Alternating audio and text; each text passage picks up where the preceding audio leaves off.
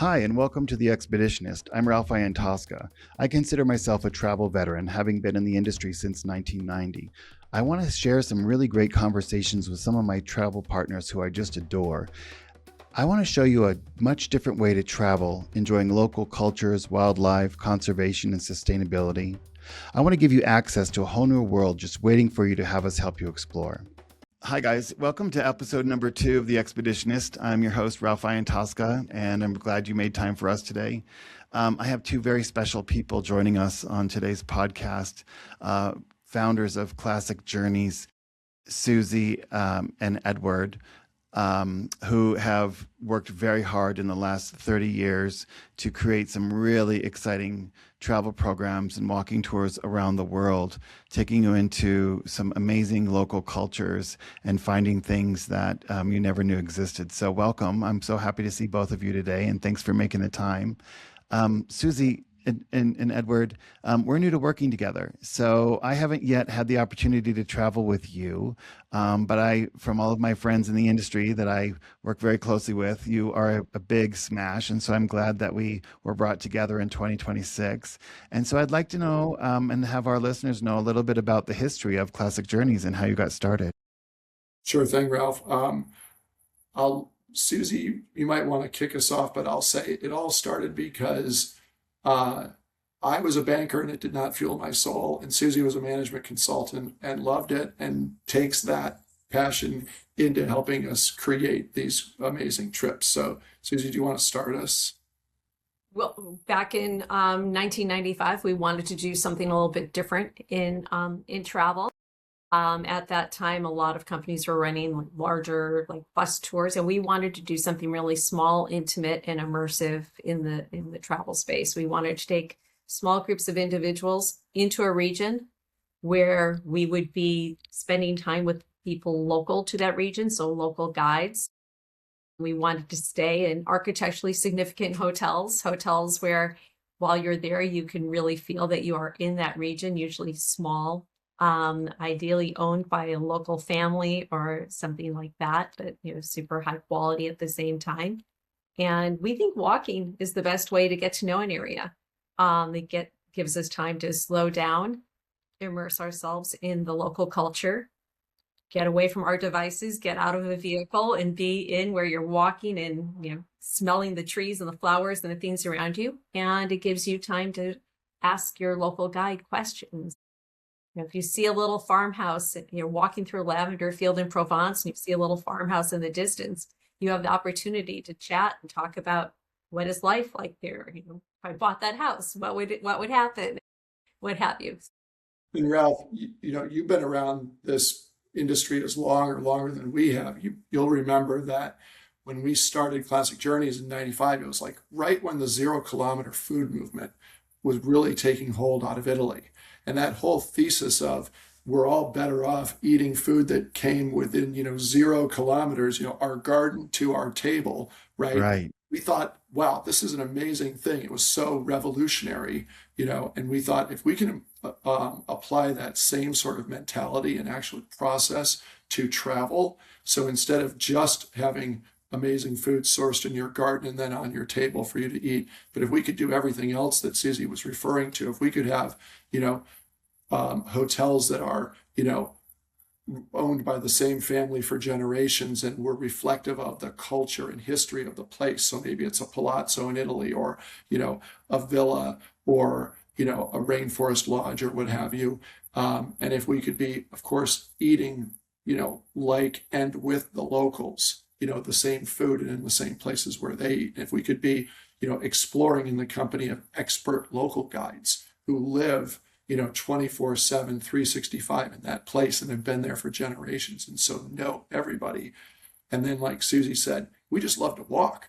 Our home is 2.2 miles from the Classic Journeys office in the village of La Jolla. And we don't actually drive into work. We just walk in, or we walk in with our 2 Rhodesian Ridgebacks, and that's how Oh, nice. our way of exploring is just on foot, and we just enjoy that way where you can slow down and you meet another person, as we like to say, on foot at eye level, And we and like suddenly walking. the interaction's more meaningful, right? Because you're not zipping past each other. And we like walking to be sort of walks with a purpose. We actually curate walks so that we'll walk from either from our hotel to a hill town and then maybe through a vineyard where a vineyard owner will meet us. We'll learn about, the grapes that they're growing, or, if we're walking through an olive grove, we're learning about how the olives are, taken off the trees and harvested, and then go olive oil tasting at the end with that maker, or wine tasting at the end. So it puts us in the place through walking where we're understanding what's happening in that area. And then ideally the walk is leading to a time meeting with these, we call them makers, cheese makers, wine makers, artisans, olive oil producers, to meet with those makers. And they can also give us a little bit different perspective on life in that area and what it takes. In their case, maybe renting a small family-owned farm or being an artist in that area. We Nice. I like love that. anybody who's just passionate about something, Ralph. You Yeah, know, I do too. I think so it's really important to stay with people who are in love with what they're doing. right, It's and yeah, I so think today we don't care what you do. If you are no, really knowledgeable about it and really passionate about it, we just right. want to get inside your life for a couple of hours. And so like what Susie's describing is like walk with you to your place. And we've got this amazing friend, his name's Joao in Portugal. And as Susie said, he's a small scale olive oil producer. And he's Nice. so proud that his 1,000-year olive trees are like 25 feet apart from one another so they can grow and flourish. And he talks about his neighbor in the farm next door to him, where he's gone commercial and all the trees are close enough so they can do the automated harvesting of them. And he's like, and he's the devil, because he's like sold out to commercial interests. And so we love people like that, who I are do so too. passionate about what they do.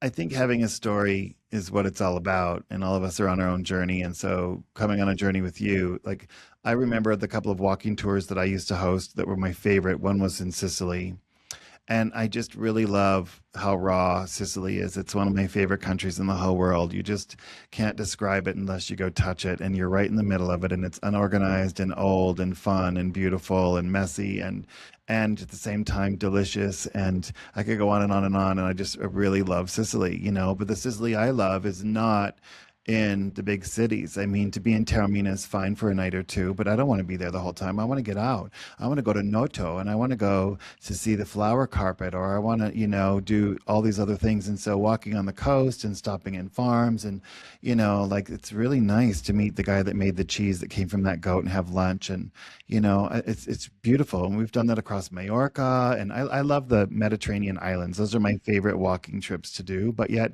I just went to Bhutan a couple of years ago, and that was also spectacular. And I loved hiking and walking there too. And it's just fun. And I agree, like getting into the villages and getting into the backcountry and going off the grid, and finding these little gems is what I think is fun. And I feel like today, over tourism, I say this over and over and over, it's kind of hurts. It really hurts going to place with over tourism. So I think people today, I always like to introduce them to really natural experiences that we always had. But I still love the classics too. I mean, to walk, the path of the gods above Positano is one of my favorite things in the whole world.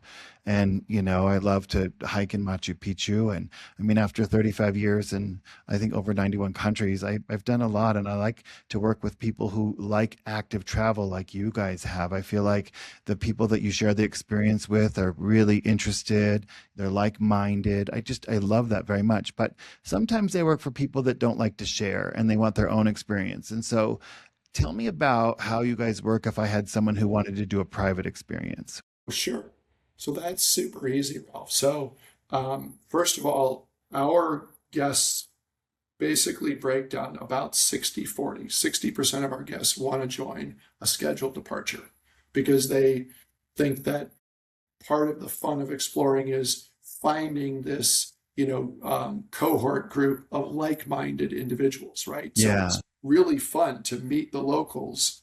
And if at the end of the day, we can be there, and sharing like that sense of discovery with you, who might be a new friend to us, that's part of the fun and the journey, right? What And if then you're new to 40% this of our experience? guests want, the private version of that, where they say, hey, it's just our family of 4 or 14. Maybe it's 3 generations, and grandma and grandpa are taking, their 3 adult daughters and sons-in-law and their grandkids. Or maybe it's 3 couples, 4 couples, 6 couples who all think it'd be super fun to go. Or like a girlfriend's trip that Susie just did a year ago for a girlfriend's 60th birthday, where it was 6 girls going on a trip together, and they wanted to just do it privately to celebrate their friend's birthday. So that's about 40% of our business. And the nice thing about sort of the accessibility for our guests to classic journeys in a published departure date, or a private one, is decide where you want to go. So you say, oh, we want to go to Amalfi, Path of the Gods, great, or Sicily. On our website, we have our Amalfi tour, our Sicily tour, our Bhutan tour, and you can read, the daily itinerary, whether it's, you and your partner joining one of our trips scheduled, or, you and your partner and your friend group going on a private trip. And right on our website, you see the departure dates for scheduled departures and the pricing, and you see the make it private pricing. So you can know if you're 2 or 4 or 6 or 8 or 10 or more guests. That's great. What the pricing is, and it's really transparent. Yeah. And if you're doing our normal itinerary just done privately, and so that's super straightforward. Or you can even take it a step further and say, we love what you do in Sicily, but my great grandmother is from Noto, and you guys don't go to Noto on the tour, Right. but we want to take your normal itinerary and add in Noto. Great. Here's how we would do that. I love that. It's funny, in the hotel industry today, there's been so many new properties opening up. Every 5 minutes, there's 5 new hotels anywhere, right? And it feels like the culture of the new hotels, they're all the same. And I find, like, in the ultra luxury business that I've been specializing in for all these years, the clients really want that high touch service. They want the butler, they want the suites. But they're opening these new hotels and there's no soul. And when I traveled on my walking trips in the past, like, for example, in Noto, Sicily, that I keep bringing up, we stayed in a former royal palace with 7 rooms. It was beautiful. It was really interesting, right? And the whole group was just for us, and no one else was there. And I thought, wow, I really love these kind of experiences. And so I love quirky, off the beaten path, family owned. This is my garden of 20 years. We redid it 2 years ago. Now we're growing this. I love the chef who's always, got a new herb or a new recipe, or brought something back from 50 years ago and made it cool again. I love all those kind of experiences. And so I think, being able to do a trip like that, but then be active, one thing that's hard for me today, like at my age, I feel like this is Q3 and Q4. So, I'm not going to sit around. I'm not going to be a goldfish in a bowl and swimming around and look at each other. I can't do it anymore. I have to be with authentic experiences. And the word authentic is so overused, right? It's really overused, but it's what we all crave. And so to go to these special quiet places that are unchanged and they've always been that way, or what everybody I think misses. And it looks like today, when you open these pop-up malls outdoor, like I'm here in Boulder today at the studio, and, downtown Boulder has the same village that's in Vermont, right? And the same stores, right? That's not special, right? So we want to go to those places that are really original, and the family loves what they've done and they're proud. And so I think, like, your DNA is just very intriguing to me. So I want to go off the page a little bit and go a little rogue. And you guys just came back Saturday night from Cuba. And, I went to Cuba a year ago, and it was one of the highlights of my life. I really loved that country very much. It was epic. So take me through your trip that you just did. Yeah, so we were very fortunate that in 2013, under President Obama, we received a license from the Treasury Department's Office of Foreign Asset Control to bring Americans legally to Cuba. And so we do so under 2 of the 12 licenses: support for the Cuban people and people to people. And what that means is that it's this really long license, Ralph, and it all boils down to one sentence. And that sentence is that the tour operator has to provide a full-time program of meaningful experiences with the local Cuban people. It's literally that simple. And we've been doing that, as you know, for 30 years on all of our trips around the world. It's literally who we are and the way in which we like to explore. And so on this particular trip that Susie and I were just on, It's a week-long program, and it starts in Havana and spends 3 nights there. And then it makes it so you start in the capital, and then you make your way down through the Bay of Pigs. So now we're talking about all of the mid-century intrigue, which seems remarkably recent right now, doesn't it? In light of like events that are taking place in the world. Right. Yeah. And we, instead of invading or attempting to invade into the Bay of Pigs, Ralph, we go snorkeling over an amazing reef with naturalist guides in the Bay Wow. of What does it Pigs. look like? That's intriguing to me. It, Like, so the because great thing about the unique thing about Cuba, Ralph, is that there's very little, if any, boat traffic because they don't want you to take your boat and go 90 miles across to Florida. So there's no boat traffic, which means the reefs are extraordinarily healthy. oh wow. So there's these great reefs that we go snorkeling over with an amazing array of fish and naturalist guides. And then we have this remarkable lunch on the sand, gourmet lunch on the sand of Bay of Beautiful. Pigs. Nice. And then we make our way to Trinidad, which is this 15th century former sugarcane producing colonial town.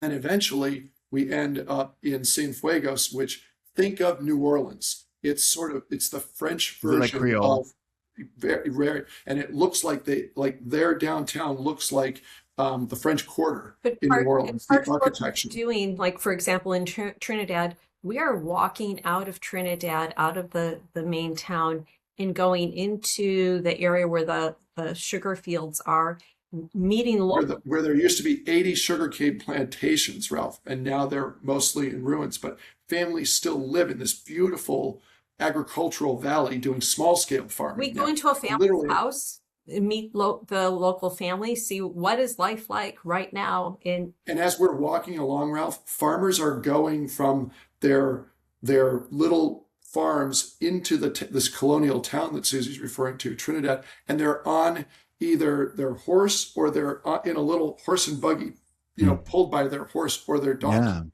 as they Right. go to market. We're meeting people along the way in this beautiful agricultural valley. And then another day we go up into the Escambray Mountains where Che Guevara hid out. And we're walking, but we're not looking for Che. We're with an amazing naturalist guide who's taking us through rainforest and coffee plantations. And we're actually going and meeting a farmer and his family in their little house on their coffee plantation. And we're doing a tasting and learning about how they grow coffee there. And so these wonderful walks, as you were saying, how much you enjoy doing that. Yes. I thought what you brought up, which is so neat, and the commonality between your reference to like Bhutan and Sicily and Amalfi and whatnot is, and how you like to explore it is two things. You like to explore on foot like we do, and Very you're much so. all in on the cultures that you meet. You're looking for that authenticity that you talked about, right? And Yes. so we take our guests, whether we're in Havana or along the Bay of Pigs or along the south coast in the Escambray Mountains or the former sugarcane plantations, we're on foot meeting these local people and engaging with their culture, engaging with them literally one on one. And you Beautiful. talked about how travel has, like, to a degree, gotten distorted. And we agree with you. And so we're all in on what we call regenerative travel, where we really believe that travel done the way you like to, and your listeners like to, and we like to, really has the power of good to sustain people and cultures and ways of life. And I so think that's what we're experiencing. sustainability is really important today, and to be able to have tourism make a difference in someone's life. I mean, just think about, I remember a few years ago, the cruise ships were all going to start to come to Cuba, and then they just put a kibosh to it and it stopped. And all those people got hurt. And it was like they were expecting all this work and all this income, and then it just stopped, right? So there's things like that are quite interesting to me in our industry on what a difference we can actually make. And what I really love, there's last year when we were there, the director of the art program for the University of Havana gave us a private art tour around Havana and put together special things for us. And she was magnificent. I loved her. And one of the studios that we went to, we met this couple that were really, well, they were artists, but they were really bizarre to me. Like, I just couldn't figure them out. And I really love meeting people that I can't figure out when I travel. I just love that. And what I loved about it was that their art was created by people that are mentally challenged. And these two guys have a studio that actually sell it for them so they can support themselves, right? So, Isn't that uh, amazing? Right? yeah, That's and I literally regenerative travel defined. totally. And the micro businesses that everybody has now and how innovative they are in Havana with all their little businesses and going through Panama. And I remember like when we were shipping, we bought this piece of art that, Michael, my husband, said, we're not getting that. And I said, oh, yes, we are. He's like, how are we going to get it home? And I'm like, who cares? We'll get it. Don't worry about it. They'll figure it out. They're Cubans. Like that was my mindset because I'll figure it Yep. out, right? So they rolled it up and put it in a tube, and we couldn't send, you can't spend money in Cuba. The US dollars are not, we can't spend money on credit cards or do anything, because of the laws. So we had to use cash, and we wired it to them, which was fine. But they shipped our painting and rolled it up in a tube and sent it to Panama. And then from Panama, they sent it to us, right? So all these sanctions, our guides were laughing at us about sanctions because they're like, well, we figured it all out already. We've got it, right? And so here comes our painting in this big tube, and we're down at the framer.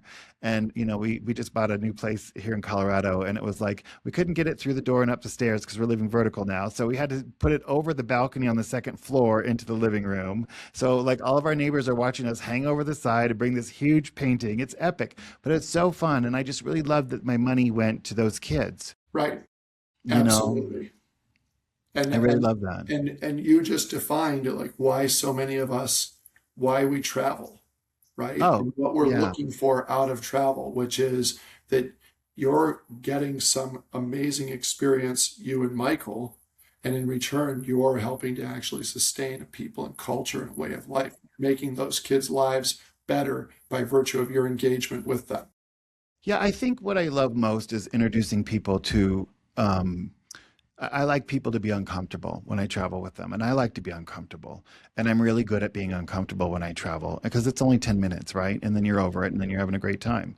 And so putting yourself in these situations that are not the norm is really important to me. And I've always found on a walking trip that happens quite a bit. You might be on a trail, it's a little steep, you're not sure you can do it, you did it, you're on a cliff, you're looking over, and then all of a sudden there's this amazing whatever. And I love the anticipation of the unexpected. It's one of my favorite things, and that's why I created the Expeditionist. I love expeditions. I love learning. I love being with people that want to learn, and I feel like your DNA really matches the people that I take care of and work for all the time. So I'm really thrilled that this year we got connected We and that we we can work together. along those lines, we like to I always say we like to get our boots dirty during the day.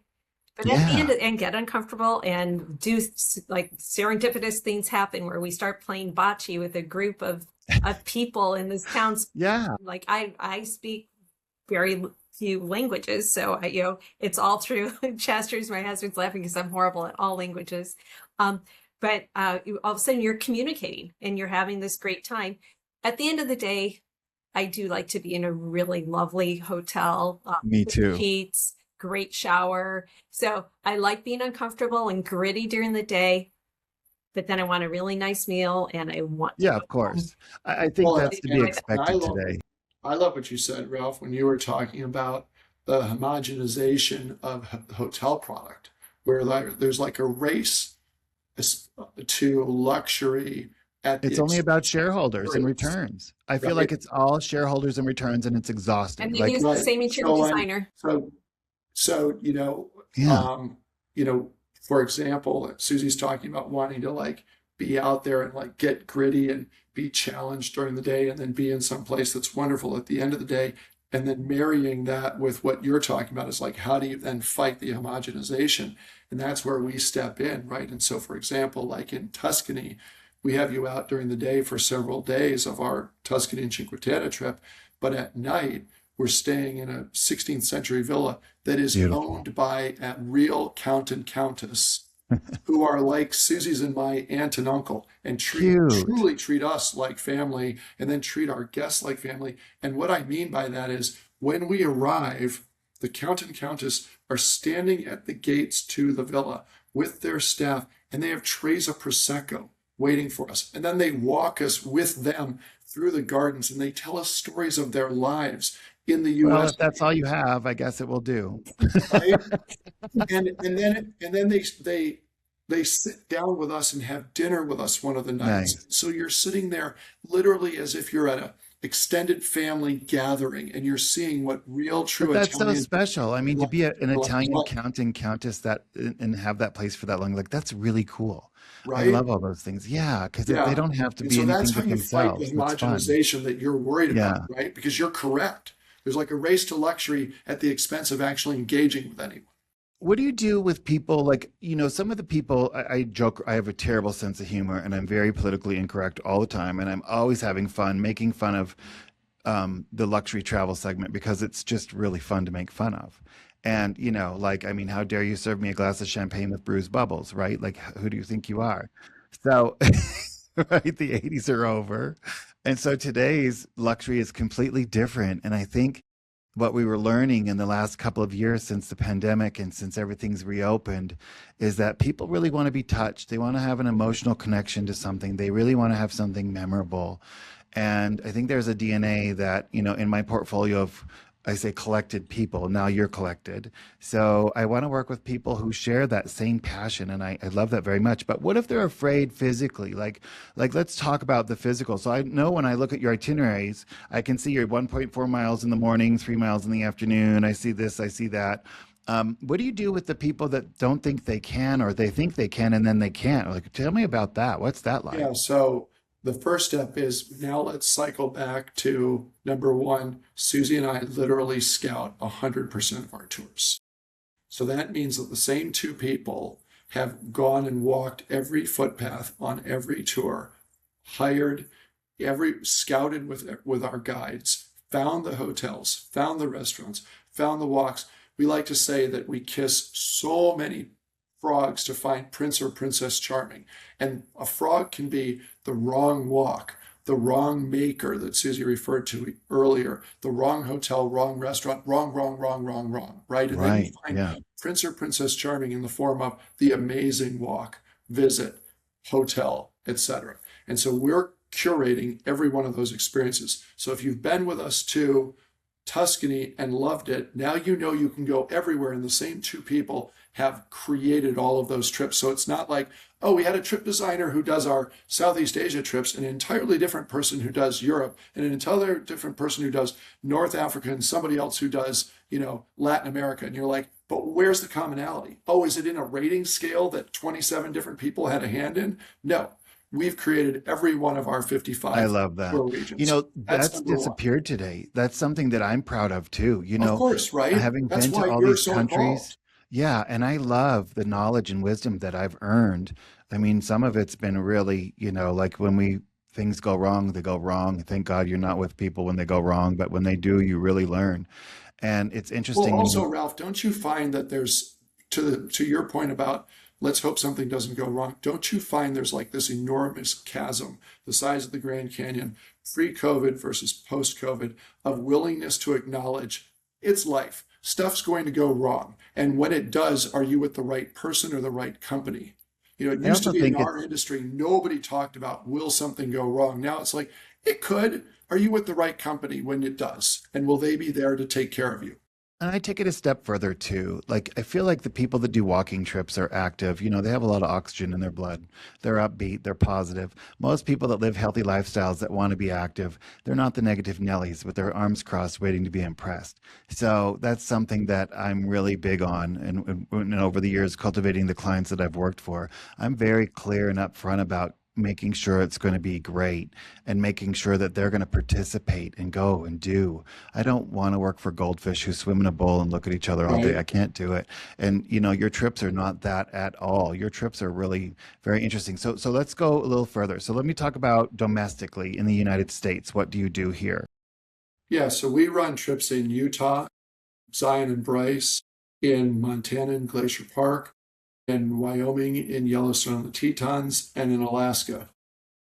And so, similarly to our trips around the world, normally about a week in length, normally mixing about a half of the day of these beautiful curated walks that Susie was referring to, mixed in with, walks that take you to meeting up with interesting local people, and But you doing have free time.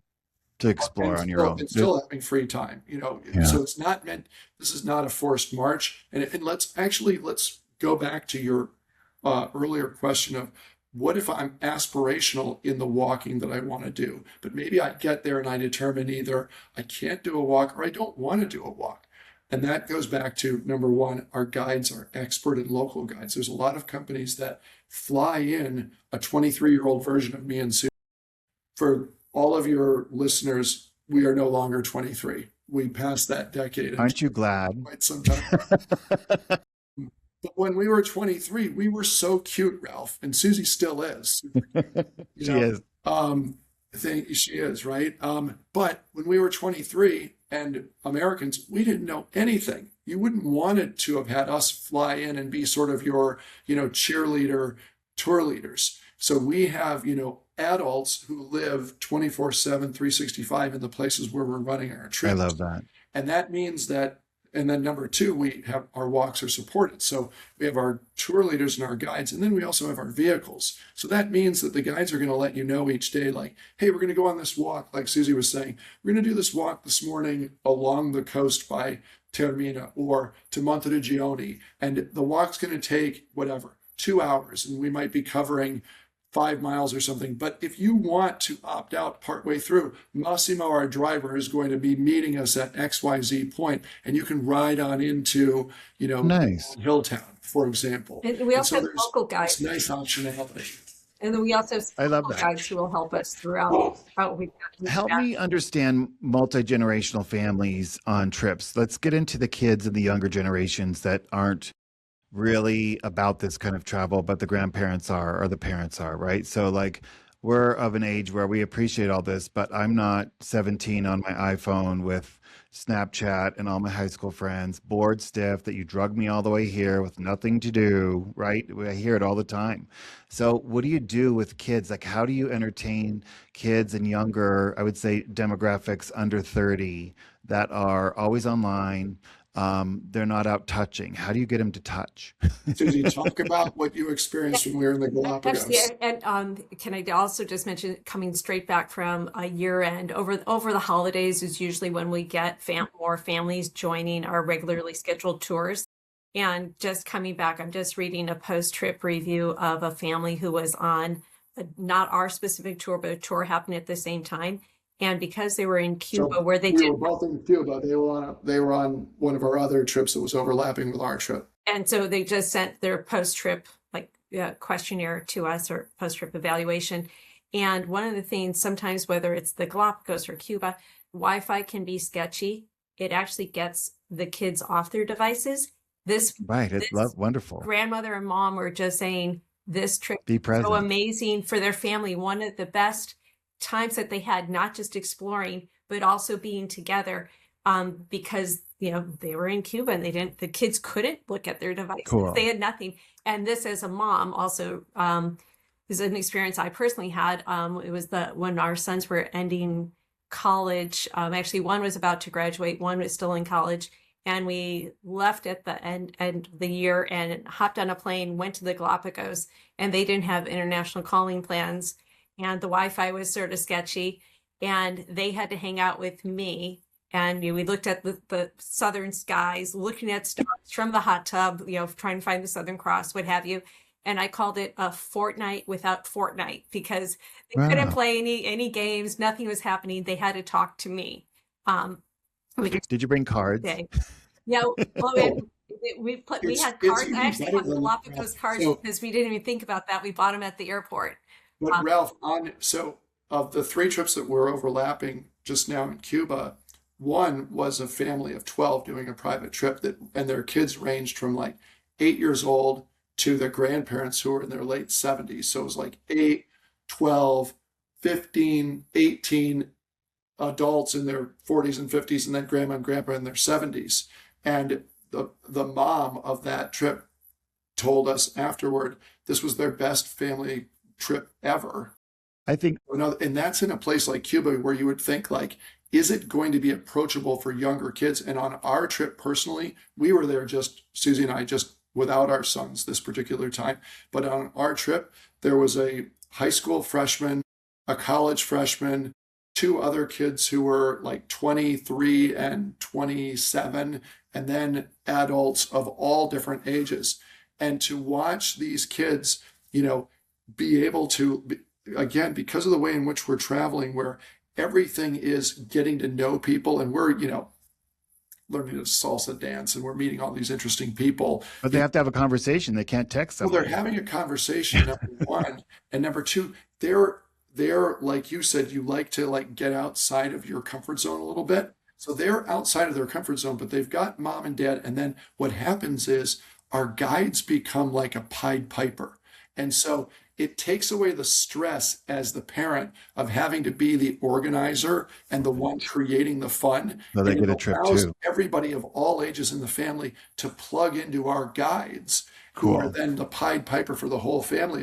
And the kids and teens will be like, well, so and so said, Audrey said this is going to be amazing, or Christian said we're going to have so much fun with this, and all of a sudden the family can all just plug into having fun rather than the parents saying, today we're going to have fun. Here's what our Right. agenda is, and having to Yeah. debate it with the kids. Well, just the perspective from 8 years old to 17 years old in a country like Cuba without all the things we have that they've grown up with and never lived without just blows my mind. I would love to just see their little brains scrambled and hear what's going on in their Ralph, mind. can I tell you one of the most meaningful stories ever as a parent for me personally?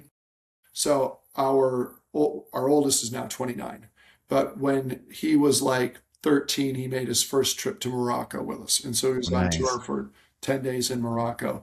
And Morocco is an amazing country where people of Islamic and Jewish and Christian And they faith, all get along so well. It's nice, actually. right? And so he and his younger brother spent, a week and a half with our guides, being exposed to all these really interesting conversations. Now fast forward to him being an 18-year-old senior in high school here in La Jolla, California, which, as you know and like Boulder, is a bubble, right? We live in a bubble. The gold Okay. bowl.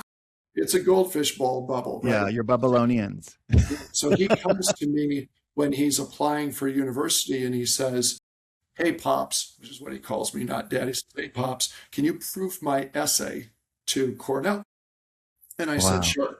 And as I start to read this essay, Ralph, the first sentence was, I've looked into the face of Islam, and it has brown eyes and wears a headscarf. And I thought, oh my God, where are we going, Christian, from La Jolla?